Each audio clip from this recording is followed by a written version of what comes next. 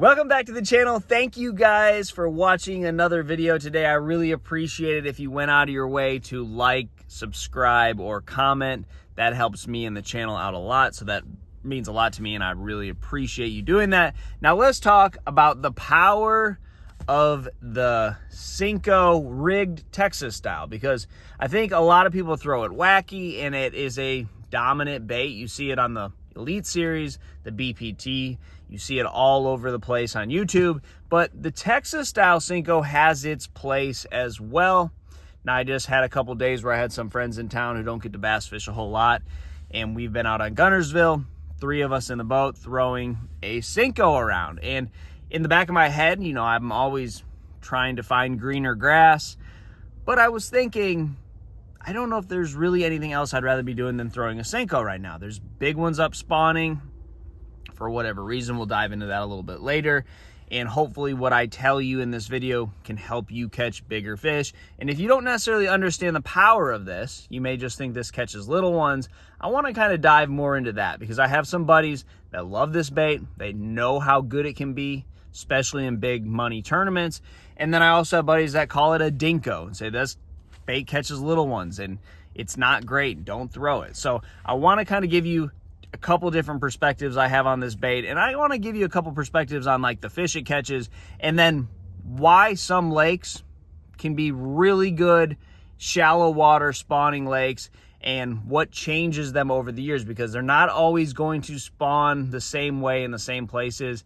In some years you may never have big fish up really shallow, so this bait doesn't play, and then you'll have years where all the fish in the lake seems like are up shallow and you can catch them on that bait. So I want to kind of give you a couple different looks on that too. So we'll start with that.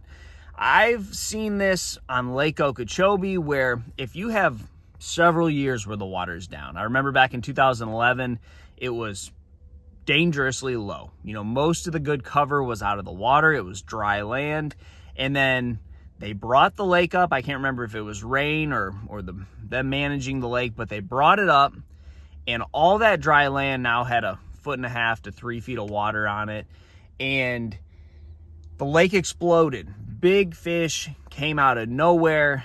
The lake turned into one of the best bass fishing lakes in the country. Now, I know lakes where there's droughts, you know, maybe you have a 5-year, 10-year drought where a lake stays down, and this could be 100 feet, and they bring it up, these lakes explode. And I'm seeing this on Guntersville right now. You know, we have very little fluctuation, but for the last couple of weeks, the water has been extremely high.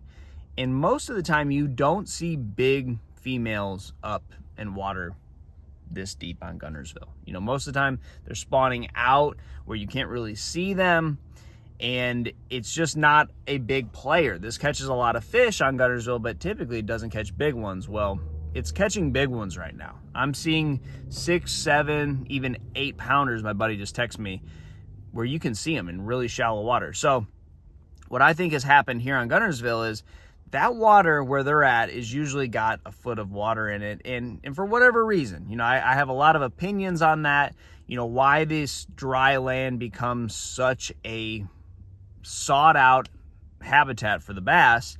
You know, maybe because it's clean, there's no, you know, mud or silt or anything on those areas. It's just been clean, dry land, and now, or the fish is just curious and they just want to go up there. But for whatever reason, when this happens, it is a phenomenon, and lakes can get really, really good really, really quick.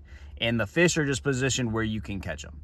Now, when I've caught big bags on this, I've caught a lot of fish on this bait, and the lakes where I've caught really big bags, it seems like you have an abundance of cover. So if you just have kind of bare banks, now I don't want to, you know, confuse you with like real steep rocky banks, because fish can spawn on that and you couldn't see them. So it's more about like if there's enough cover, or the lake just sets up in a way where you can't see the fish real well, this, you can catch the biggest bag on the lake during the spawn with this bait.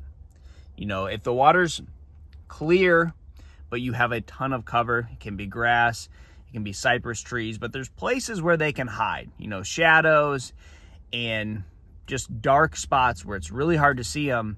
This bait will trump your sight fishing baits or your flipping baits. And the same thing goes for highland reservoirs where it's just hard to see them. You may have really clear water, but there's big rocks, there's shade, there's places where big ones can hide, camouflage really well in that environment, and you can't see them, then this can crush it. Now, when this bait doesn't perform well, you will have really clear water, but you don't have a lot of cover, or you just have very visible where the fish can see you.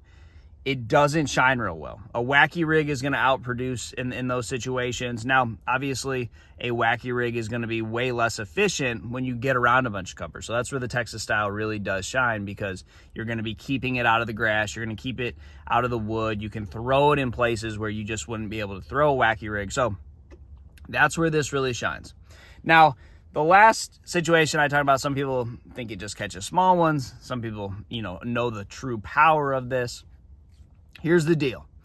Now, baits that get a lot of bites, it doesn't matter if it's a Senko or it's a shaky head or a drop shot, they get this negative connotation that small fish baits, finesse baits, just catch small ones. And that is the furthest thing from the truth. Here's the deal. Now, baits that get bit, if you throw them around little fish, if you take night crawlers or red worms and you go throw them in the brim beds where there's a million little butter beans, you're going to catch butter beans. You're going to catch, whatever falls in front of them, they're going to go eat it. But if you throw them around where big fish live, big fish will eat it. And big fish might not eat anything else. They might not bite a spinnerbait. They might not bite a buzzbait or a frog. This might be the only thing they bite. And when you have big fish patrolling an area, especially a shallow area, it's like sharks on the beach. Everything is going to get out of there. The brim are not going to be biting on your Senko when there's 5 and 6 pounders swimming around there. If there's one there, everything's out. Same thing with the little bass. The little bass know their food as well. They're going to get eaten as well if they're there. So they're out of there. So you should know fairly quickly, not to say when they're spawning that a little 12-incher won't be in there with a female, but after you catch that 12-incher, you throw right back in there with this, and typically you should catch that big one fairly quickly. So this is one of those baits where, don't misunderstand it. It's something I have always tied on in April. I've caught some of my biggest bag ever in April on Santee Cooper came on this exact rig. Nothing crazy. 15-pound fluorocarbon, medium heavy rod, 4-aught, extra wide gap, regular gauge hook, and then a 5-inch Gary Yamamoto Senko. And that's it. And it is a bait that can catch small ones, like most baits, but it also can win tournaments and just be the most efficient finesse bait around the spawn, or the best spawn bait there ever is. So try a Senko. Good luck to you guys. Have confidence in it, and I'll see you on the water.